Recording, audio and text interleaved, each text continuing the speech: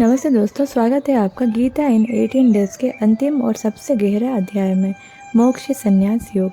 यह अध्याय है भगवत गीता का सार, जहाँ सभी ज्ञान, कर्म और भक्ति का संगम होता है। यहाँ भगवान कृष्ण अर्जुन को अंतिम उपदेश देते हैं, कैसे व्यक्ति मोक्ष प्राप्त कर सकता है। भगवान कहते हैं संन्यास और त्याग में अंतर।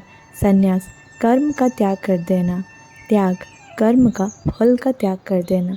श्री कृष्ण कहते हैं कि कर्म त्यागना नहीं चाहिए, बल्कि उसका फल का त्याग करना चाहिए।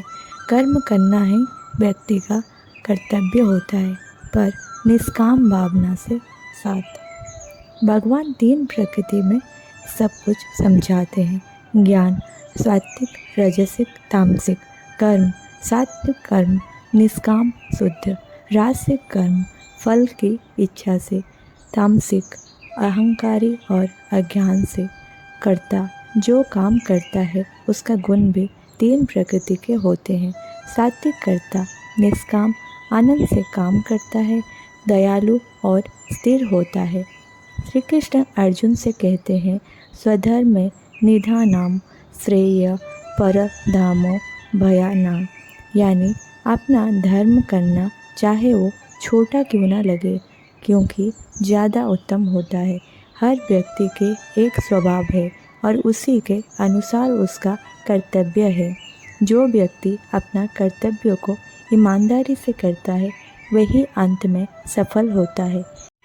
इस अध्याय में भगवान अपना अंतिम संदेश देते हैं त्र्यंबा धर्मम परित्राणा माम एकम शरणं व्रजा, यानी सब धर्मों का त्याग करके केवल मेरे शरण में आ जाओ, मैं तुम्हारा उद्धार कर दूंगा।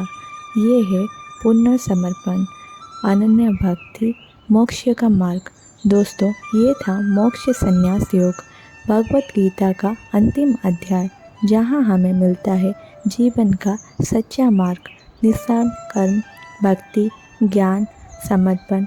ये सीरीज यहाँ समाप्त होता है, पर ये ज्ञान सदा के लिए जीवन का दीपक बन सकता है। वीडियो पसंद आया तो लाइक, कमेंट और सब्सक्राइब जरूर करें और कमेंट में लिखिए गीता के किस अध्याय ने आपको सबसे ज़्यादा प्रभावित किया। जय श्री कृष्ण, नमस्ते।